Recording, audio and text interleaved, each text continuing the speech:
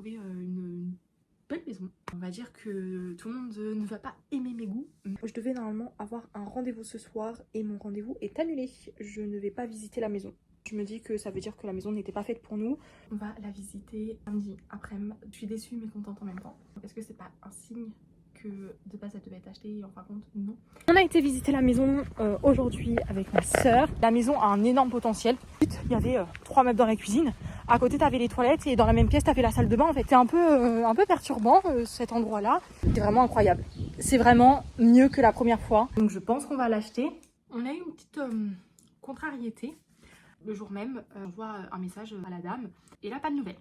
Ma mère a vu du coup une autre solution. Hier j'ai été signer ma promesse d'achat. On a un petit peu des avancées et on n'a pas que des très bonnes nouvelles. Et du coup les plans changent un peu. Franchement je suis tombée 10 étages. Là il y a vraiment un tiers de terrain qui ne m'appartient pas. Tout est en stand-by en fait. Je vais enfin avoir une date. Que des péripéties, j'ai dû appeler, j'ai dû faire les démarches et tout, enfin un enfer. Conseil, ne doutez jamais de vous. Quand vous avez des rêves, mettez-y tout votre cœur.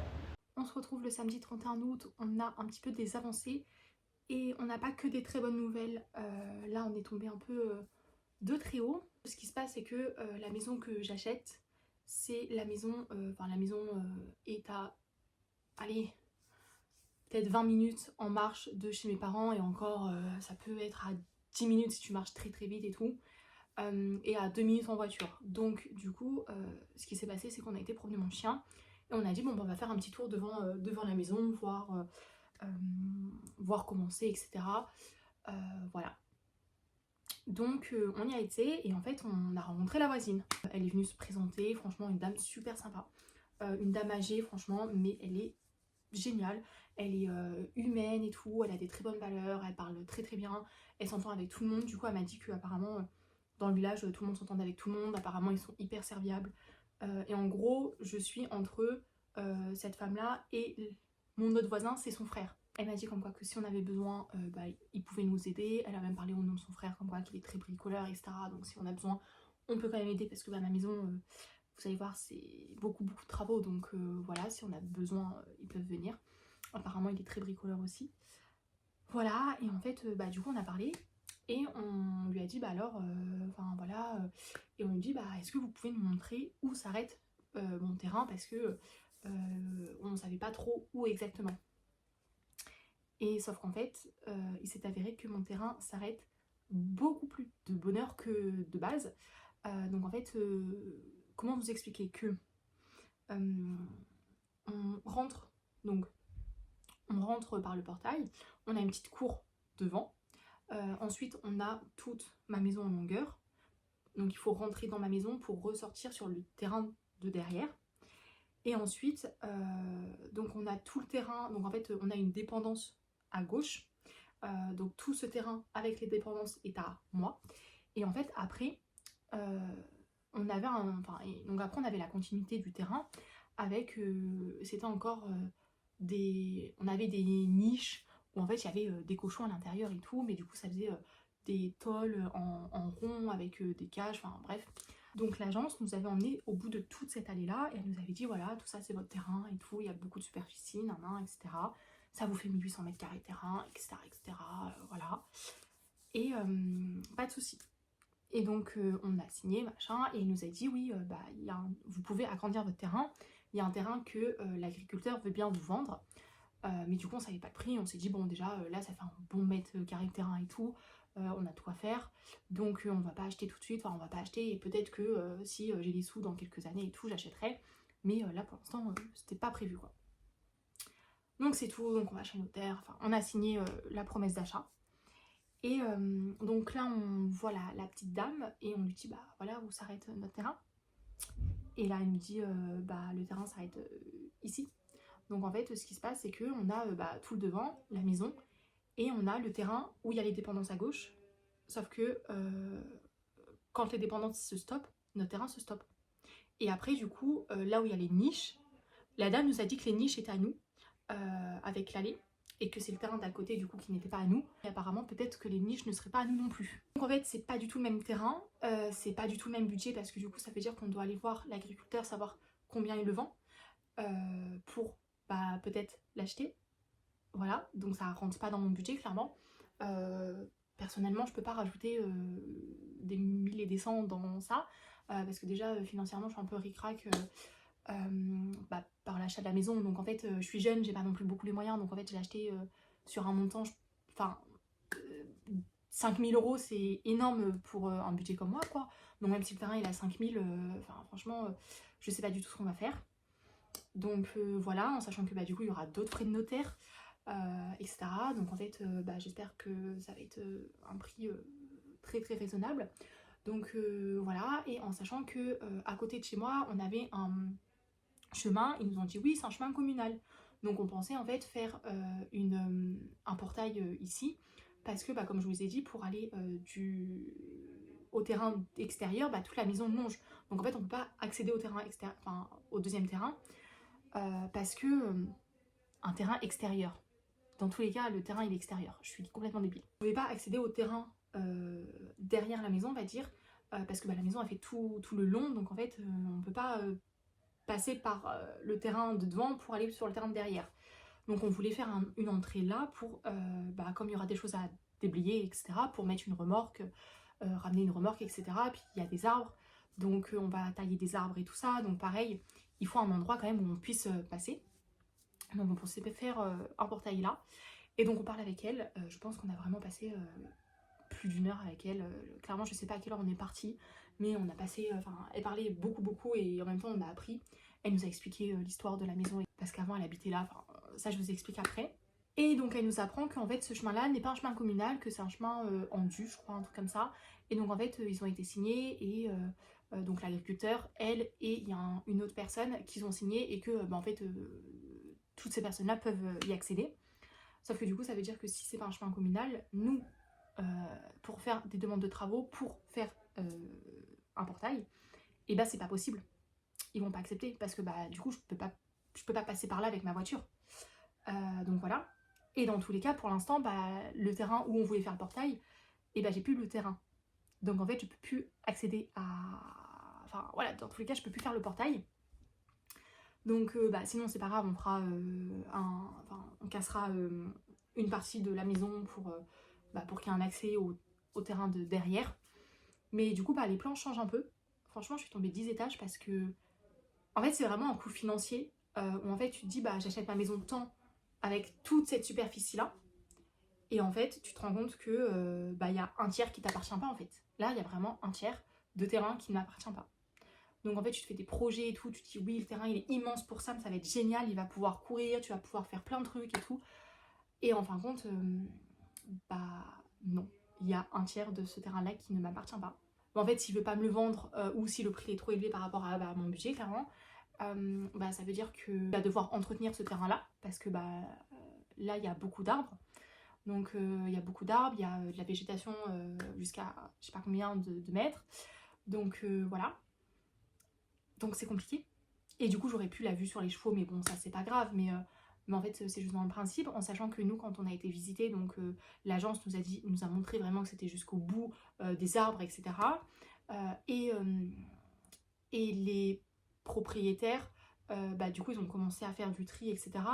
Et ils ont brûlé 2-3 trucs, ils ont brûlé sur le chemin du coup sur le terrain de l'agriculteur. Donc en fait comme nous si on n'avait pas discuté avec cette gentille dame, eh bien je n'aurais pas su en fait que ce n'était pas nous, tu pouvais pas le savoir en fait. Et après on a eu les trucs et tout, mais c'est vrai qu'on n'a pas vraiment regardé sur quel terrain exactement quoi. On a fait confiance à l'agence, elle nous a dit c'est tout ça, c'est tout ça. Les propriétaires ils ont brûlé sur le terrain de l'agriculteur, du coup qu'on vient juste de se rendre compte aujourd'hui. Donc tu dis c'est notre terrain, voilà, puis du coup c'est hyper bizarre de comment c'est positionné, c'est agencé, parce que c'est bizarre en fait de pas avoir tout ton terrain en fait, alors ça s'arrête avant ton terrain. Donc bref, c'est très bizarre. Donc en fait mon terrain fait 1800 mètres carrés, mais ça fait 1800 mètres carrés jusqu'à mes dépendances, et en fait le reste n'était pas compris dans mes 1800 mètres carrés. Donc si j'achète le reste du terrain, j'aurai beaucoup plus de terrain. Du coup comme je vous l'ai dit ça fait un quart de plus, donc ça me fait 800 à 900 mètres carrés de terrain de plus. Donc ça me ferait un très très grand terrain. Mais du coup en fait j'étais déjà partie sur ça en fait. On se retrouve le lendemain à 8h. Je suis en avance pour aller au boulot parce que devant chez moi ça va être la merde maintenant pour sortir de chez moi. Donc je pense que je vais arriver tous les jours en avance au boulot quand je commence à 9h, mais c'est pas grave. Donc je vais vous expliquer un peu plus ce qui s'est passé hier parce que du coup je vous ai filmé vite fait, sauf qu'après j'ai été prendre mon bain parce que l'eau a coulé. Et après je suis partie travailler parce qu'on a eu une chirurgie d'urgence, donc la veto m'a demandé si je voulais venir. Donc je lui ai dit que oui, pas de souci. Donc je suis partie à 22h et je suis rentrée à minuit et demi. Donc comment vous dire qu'après j'ai été dormir et je me suis réveillée à 7h ce matin pour partir vers 8h, un quart je crois. Donc même moins, 8h, 8h un quart, enfin bref, voilà. Je suis partie beaucoup plus tôt parce que ouais, c'est la merde devant chez moi. Hier, je vous ai parlé donc des petites péripéties de terrain, qu'en fin de compte, on ne s'attendait pas à ce que le terrain soit aussi petit. Enfin, ouais, on a une partie de notre terrain qui n'est pas à nous. Voilà, et en fait, enfin, voilà, c'est compliqué. Donc là, ma mère, elle va appeler l'agence aujourd'hui parce que bah, moi, je pourrais pas, je travaille de 9h à 19h avec une seule heure de pause. Et je pense que bah, quand moi, je suis en pause, elle est en pause aussi. Enfin, voilà. Donc ma mère va appeler. En fait c'est juste que les propriétaires se sont arrangés avec l'agriculteur et donc ils ont l'autre bout de terrain quoi, qu'ils ont fait, enfin ils pouvaient faire ce qu'ils voulaient, sauf qu'en fait légalement c'est pas à nous. Donc si du jour au lendemain bah, il y a un nouveau successeur ou ils vendent ou je sais pas quoi, bah, en fait le nouveau propriétaire peut dire bah non, et donc en fait on peut pas barricader en fait parce que c'est pas chez nous. Je vous ai posé sur mon volant donc j'espère que vous n'avez pas bougé. Mais voilà, à part ça, donc on a rencontré ma voisine, enfin j'ai rencontré une de mes voisines qui est super sympathique. Bon par contre je pense que si tu commences à parler avec elle, t'en as pour très longtemps, enfin en tout cas ça a duré longtemps. Mais franchement elle est géniale, elle a des bonnes valeurs où bah, en fait tu dois dire bonjour, où tu jettes pas tes papiers dans la rue, voilà, où on doit tous s'entraider, etc. Donc franchement ça fait plaisir. Elle a dit qu'elle ne nous prendrait pas la tête pour quoi que ce soit. C'est une petite mamie, donc voilà, mais toute mignonne franchement, donc ouais, qui est géniale. Elle m'a expliqué qu'avant elle habitait là avec ses parents et donc c'est elle en fait qui élevait les cochons, etc. Et que ensuite bah, quand elle a pris sa retraite, elle a habité, elle a acheté la maison juste à côté. Et du coup, elle a un frère qui habite la maison de l'autre côté de chez moi. Donc en fait, je suis entourée de famille. Voilà, et en face, pareil, bah, mes voisins apparemment ils sont sympas. Elle a dit comme quoi que son frère était bricoleur, donc si on avait besoin, on pouvait lui demander, etc. Et en fait, quand on est arrivé, déjà, donc en fait, on a été comme ça et tout. Et donc sur le côté, il y avait plein de trucs d'herbes qui sont montés sur la maison et qui du coup ont fait des dégâts au niveau du mur. Donc déjà quand on arrive, je vois que le mur est fissuré parce que en fait il y avait plein d'herbes et en fait quelqu'un avait taillé un peu tout ça. Donc on s'est dit bah tiens, les propriétaires ils ont fait ils ont un peu enlevé tout ça, un peu débroussaillé. Et en fait non, c'est son frère qui savait que la maison allait être achetée, qui l'a fait en fait pour les nouveaux propriétaires, donc pour moi. Donc pour vous dire à quel point le voisin est hyper gentil. On a vu un peu plus les défauts du mur parce que bah, il y avait un peu moins de verdure, même s'il y en avait encore, mais on pouvait voir entre oula, le soleil il tape fort là. On pouvait voir entre deux branches. Et en fait, je me suis rendu compte que le mur, donc ça va, c'est pas le mur de la maison, enfin de la dépendance là où on veut faire la maison. Le mur extérieur, il y a une petite fissure, enfin il y a une grosse fissure où en fait le mur, déjà le mur il est pas droit. Et le mur, donc le mur il fait ça. Déjà, il y en a que ça va pas choquer. Enfin, moi je sais que mon père il travaille très très bien, très proprement. Et donc en fait c'est droit plus. Donc c'est vrai que je vois beaucoup les défauts et voilà. Donc là déjà le mur il fait ça. Et en fait il y a un mur qui est, au lieu d'être droit, parallèle comme ça, et ben en fait il est comme ça. Enfin il y a une grosse fissure et le mur il est en train de s'effondrer parce qu'en fait il y a un arbre. Et en fait, bah, l'arbre, il est tellement grand qu'il est en train de pousser le mur. Et donc, bah, ça s'est fissuré et il y a une ouverture quand même de ça, quoi, sur, sur la longueur. Donc Sam, il pourrait pas passer. Bah, après, il peut pas passer parce qu'il y a un arbre, mais on ne sait jamais. En fait, de notre jardin, on ne voit pas cet arbre-là. Enfin, en fait, t'as le mur, t'as un arbre Et derrière, tu as des trucs pour les cochons. Donc en fait, t'as des... Je sais pas ce qu'il y a au fond du bâtiment. Enfin, c'est pas un bâtiment, mais je sais pas comment vous expliquer parce que je pourrais pas vous montrer. Mais ouais, on a des trucs à cochons. Donc en fait, du coup, l'arbre, il est entre deux murs. Dans tous les cas, cette partie-là, c'est pas encore à moi. Le mur de la dépendance, faudrait peut-être le refaire. Donc on verra bien de toute façon. Moi, de toute façon, il n'y avait pas de est-ce que, enfin, je savais que peut-être il serait possible de le refaire, enfin, je l'avais en tête, quoi, parce que dans tous les cas, enfin, sur ce mur là il y a deux portes, dont une en bois toute pourrie qui est en train de tomber en ruine, et du coup je crois qu'ils ont mis quelque chose derrière quand même pour pas que les gens passent, et du coup bah fallait reboucher ça parce que bah moi je veux pas de porte. En plus les portes elles sont vraiment côte à côte, quoi. Donc moi je veux pas de porte à cet endroit là, surtout si le chemin n'est pas communal et que du coup en fait ça servirait à rien qu'on ait une porte là. Enfin, on pourrait pas accéder au champ, enfin à la route plutôt. Donc voilà, et je pensais que ce chemin là était un peu plus loin et qu'il pouvait aller enfin, et qu'on pouvait aller promener avec mon chien, etc. Et en fait bah après c'est des champs et je suis pas sûre qu'il y ait des chemins pour que j'aille promener en liberté mon chien. Donc sinon après c'est pas grave, mais au moins je me suis dit bah dès que je sors de chez moi je peux aller le promener en liberté et tout. Mais bah apparemment non. En plus un truc qu'on a vu, donc déjà le quartier il est très calme, on a parlé pendant plus d'une heure, je sais même pas si c'est pas 2 heures avec la dame, et on n'a pas entendu une seule voiture passer. Franchement on n'a pas entendu d'enfants crier et tout, enfin vraiment c'est super calme l'endroit. Elle nous disait qu'il y a juste les camions qui roulent vite, pas les camions, les tracteurs qui roulent vite, les engins agricoles, etc. qui roulent vite, mais sinon le reste, ça va. Donc, qui disait que c'était très calme, etc. Et là, on l'entendait encore. Pour le peu de fois qu'on y a été, à chaque fois, c'était très calme, on n'entendait rien. Le petit bémol, c'est qu'il y a beaucoup de chats. Enfin, le bémol, on s'en fout, mais il y a beaucoup de chats dans notre patelin. Donc, je pense qu'avec Sam, ils vont vite partir parce qu'ils vont voir que Sam, il va pas trop kiffer les autres chats. Voilà. Et après, je pense que Ouna, quand je vais la ramener, malheureusement, elle va plus sortir dehors. Mais bon, ça en soi, c'est pas non plus dérangeant. Et après, quand elle sort dehors, la plupart du temps, elle reste dans le jardin.